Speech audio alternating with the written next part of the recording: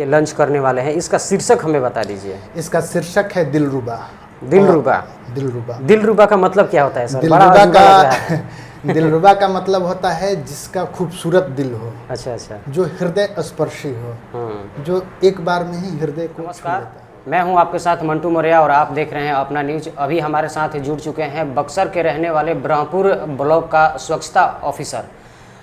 इनसे हम कुछ हमारे पास ऐसे सवालें हैं जो इनसे हम मुख्य रूप से पूछने का प्रयास करेंगे। क्या ये हमारे सवालों का अच्छे तरीके से बेबाकी से ये जवाब दे सकते हैं कि नहीं। सर स्वागत है हमारे चैनल में आपका। आपको भी स्वागत है और आभार है कि आप मेरा साक्षात्कार ले रहे हैं। मैं विपुल पांडे, मेरा ये तीसरा उपन्यास आ रहा है। इसके पहले मेरा पहला उपन्यास 2019 में इनॉग्रेशन हुआ था और दूसरा 2022 में, और ये तीसरा 2026 में आ रहा है। सर मेरा पहला सवाल रहेगा, लेखन कलात्मक होता है या भावना प्रधान होता है? लेखन संयुक्त मिश्रण है कला का और भावना का। सर दूसरा सवाल है, उपन्यास लेखन किस श्रेणी में आता है? भावना प्रधान अर्थात आदर्श यदि स्वरूप का बताना अगर बनता तो क्या कहें? देखिए, उपन्यास लेखन आता है वृत्तांत लेखन में। वृत्तांत का मतलब कि पूरी घटना को, परिदृश्य को भूपटल पर लाना होता है जी। जिसमें आदर्श होता है, यथार्थ होता है, और तीसरा हमारे समाज का, परिवेश का ताना बाना होता है। यही है जो पूरे वृत्तांत लेखन को लेके चलता है। अच्छा अच्छा। हमारा तीसरा प्रश्न है आपसे कि आजकल के लेखक या तो टीनेजर लव स्टोरी लिख रहे हैं या फिर मोटिवेशनल कहानी लिख रहे हैं। सरकारी नौकरी के ऊपर सवाल ये है, लेकिन क्या आप इस ट्रैक पर कोई कल्पना से पूरे नवीन सच मतलब रख सकते हैं या नहीं रख सकते हैं?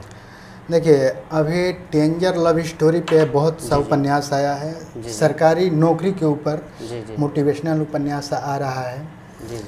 तो मैं अभी ज़्यादा फोकस करूंगा टीनेजर लव और सरकारी नौकरी। सरकारी नौकरी एक आभा मंडल है कि यही हमारा भविष्य है, यही हमें ऊपर पहुंचा सकता है। लेकिन सत्य बात यह है कि हम अगर सृजन कर सकते हैं तो किसी भी क्षेत्र में सृजन कर सकते हैं। एक आभा मंडल में रहकर स्वयं को बांधना नहीं चाहिए। और टीनेजर लव जो है, टीनेजर लव में क्या है, देखिए, प्रेम तो जो पहला चीज़ है ये शुद्ध रूप है। टीनेजर लव क्या है कि जो आंखों का आकर्षण है उसे वो लव कह रहे हैं, और प्राप्त को ही वो प्रेम कह रहे हैं। जबकि प्रेम प्राप्त नहीं है, प्रेम स्वार्थ से परे है और वो शुद्धता का प्रमाण है। अच्छा अच्छा अच्छा, सही जवाब ने आपने दिया। चौथा प्रश्न है सर आपसे, आपके उपन्यास में ऐसा कौन सा अनोखा दृष्टिकोण है जो आप पाठकों को काफ़ी आकर्षित करेंगे? देखिए, अनोखा दृष्टिकोण में तो दो दृष्टिकोण है। पहला है अदालती जीरा, जिसमें नायिका एक मर्डर केस में फंसी है। बिल्कुल।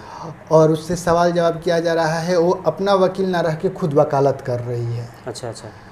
तो वो जिस तरह से वकील के सवालों का जवाब देती है, जिस तरह से तथ्य रखती है, ये चीज़ काफ़ी आकर्षित करेगा। अच्छा। और दूसरा है आकर्षण का मुख्य बिंदु कि प्रेम में लड़के लड़की जो वादे करते हैं और जब निभाने का बात आता है तो वो परिवार की बात कर रख कर उससे पीछे हटने लगते हैं। यही दो चीज़ कि आप वो ना कहे जो पूरा ना कर सके। अच्छा अच्छा। और किसी को छले ना, ये दो चीज़ ज़्यादा आकर्षित करेगा। अच्छा, इस विषय पे हम थोड़ा सा चर्चा करेंगे कि ये जो प्रेम की जो लव स्टोरी है, क्या आपको लगता है कि इस धरातल पे वाकई में जो पहले के युगों में लोग देखा करते थे कि था, जैसे राधा कृष्ण को हम दर्शा लें, तो उनकी जो प्रेम है इस धरातल पे क्या वाकई में उस तरीके का हो पाएगा? देखिए, है हमारी दृष्टि में भले ना है। अच्छा, है उसकी संख्या कम है। जी। अभी जो मुख्य चीज़ है वो है प्राप्ति की कामना। अच्छा अच्छा। प्रेम में सब कोई प्राप्त को ही प्रेम कह रहे हैं, लेकिन मैं जैसे अभी शुरू में बोला कि प्रेम शुद्धता का रूप है। बिल्कुल। प्रेम निर्मलता का रूप है। प्राप्त आपको कामना की तरफ अगर ले जाएगा तो वो प्रेम ना होके वो आपका स्वार्थ हो जाएगा। अच्छा। जबकि प्रेम स्वार्थ से परे चीज़ है। सर से हमने तो 4 सवालें कर ली, लेकिन हम 5वां सवाल करने का हम प्रयास करेंगे कि क्या हमारे सवालों का जवाब सर अपने उपन्यास के माध्यम से देंगे या नहीं देंगे। सर हमारी 6ठा सवाल है कि आपका ये तीसरा उपन्यास है, इसमें से कौन सा उपन्यास को आप पहले स्थान देंगे? देखिए, कलाकार की हर कला उसके हृदय के प्रिय होती है। अच्छा अच्छा। लेकिन फिर भी उसमें सिलेक्शन हो जाता है कि आपका सबसे बेस्ट सिलेक्शन कौन है। जैसे प्रेमचंद बहुत रचनाएं किए, लेकिन गोदान का चर्चा खूब होता है। बिल्कुल बिल्कुल बिल्कुल। तो मेरा 3 उपन्यास आया है, तीनों अलग अलग है। दूसरा उपन्यास आध्यात्मिक प्रेम पे था, पहला उपन्यास आधुनिक प्रेम पे था, और इस उपन्यास में हिंसा है, प्रेम है, इन्वेस्टिगेशन है, जीरा है। लेकिन मैं दूसरे उपन्यास को ज़्यादा तरजीह दूंगा। और ये तीसरा उपन्यास तरजीह दे रहा हूँ, ये अनोखा चीज़ है। अच्छा, अगर एक लेखक जासूसी लिखता है, अगर एक लेखक अदालती दृश्य लिखता है, तो उसको वाकई में लेखक माना जाता है। तो इस उपन्यास में मैंने अदालती दृश्य लिखा है। अच्छा अच्छा। तो इसको भी मतलब मैं पहले के बराबर स्थान दूंगा। Okay okay. सर नेक्स्ट सवाल है आपसे। जी। कोई ऐसा शेर जिसे आप सरस्वती का वरदान समझते हैं, क्या है सर ये? ऐसे तो मेरी कई शेर और गज़ल है जो मेरे हृदय के बहुत करीब है। जी जी। लेकिन अभी जो मैं प्रेम को शुद्ध रूप होने का उदाहरण दिया था, जी जी, कि प्रेम शुद्ध रूप है, तो उसी शुद्ध और समर्पण पर, निर्मलता पर शेर है। अच्छा अच्छा। कि रूह को रूह पसंद है, वाह वाह। रूह को रूह पसंद है, हमें जिस्म नहीं हमारा खुदा पसंद है। वाह वाह, क्या बात है। सर नेक्स्ट सवाल है आपसे। जी। थोड़ा सा मुश्किल प्रश्न है। आपकी निजी जीवन में आपकी लिखी शायरी या शायरी कम, आप उसे चरित्र निभाने ज़्यादा नज़र आते हैं, इस बारे में क्या कहेंगे सर? मैं आज से 1 साल पहले एक शरद चंद्र का लेख पढ़ रहा था। जी जी। तो शरद चंद्र उसमें बताते हैं कि उनके प्रोफेसर बोलते हैं जी जी। कि तुम लिखो, उपन्यास लिखो, कहानी लिखो, कल्पना कम यथार्थ ज़्यादा लिखो। अच्छा अच्छा। यथार्थ में 2 चीज़ शामिल होता है, जी जी। स्वयं जो आपके साथ हुआ है, जी जी। और दूसरा जो आप अपने आँखों से देख रहे हैं। तो प्रत्येक व्यक्ति के जीवन काल में एक ऐसा पल आता है, एक ऐसा समय आता है जिसका वो आकर्षण का केंद्र होता है, वो आकर्षण के वशीभूत होता है। तो हम अपने जीवन के हर पड़ाव से गुजरे हैं। अच्छा अच्छा। ठीक है, अध्ययन काल हो, संघर्ष का काल हो, या सौंदर्य का काल हो, या आकर्षण का काल हो। लेकिन एक शिक्षा शास्त्री है जॉन डीवी, उनका कथन है कि आप वातावरण के साथ अनुकूलित होकर बिल्कुल अगर चलेंगे तो मृत्यु को प्राप्त करेंगे। आवश्यकता इस बात की है कि आप उस पर नियंत्रण करें और उससे निकलकर एक नवीन सृजन का निर्माण करें। बिल्कुल बिल्कुल। जीवन में हादसे होते रहते हैं, बिल्कुल। आप उससे निकलिए बाहर और अपना नवीन निर्माण करिए। मेरा नवीन निर्माण है साहित्य, हिंदी माँ की सेवा। वो शायरी हो या गज़ल हो। अच्छा अच्छा। सर लास्ट सवाल है आपसे कि ये उपन्यास लिखने का कारण कैसे बन गया आपको? क्या ऐसा दिमाग में जो बात आया कि आपके मन में मतलब इस तरीके का बात चलने लगा कि मैं इस समाज के प्रति या प्रेम के प्रति या जीवन के प्रति हम इस उपन्यास को लिखें और लोगों के बीच में रखें? देखिए, पहला तो जो इसका मुख्य कारण है, इसका 2 चैप्टर उड़ा के बता रहे हैं। अच्छा।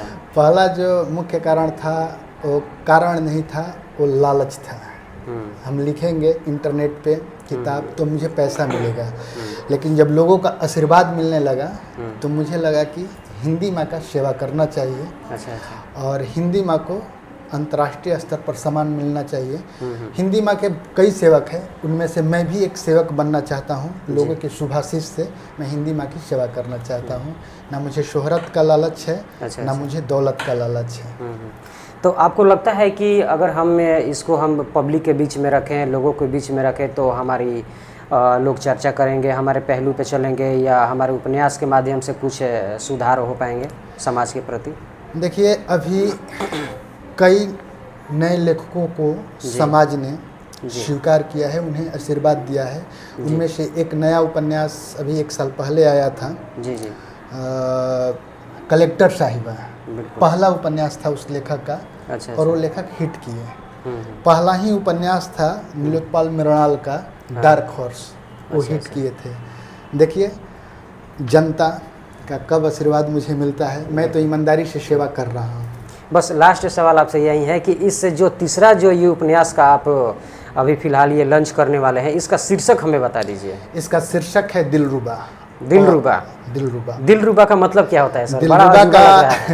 दिलरुबा का मतलब होता है जिसका खूबसूरत दिल हो, अच्छा अच्छा। जो हृदय स्पर्शी हो, जो एक बार में ही हृदय को छू लेता है, यही मतलब पढ़ने के बाद लोग एकदम बिल्कुल बिल्कुल मतलब भयभीत हो जाएंगे, विचलित हो जाएंगे।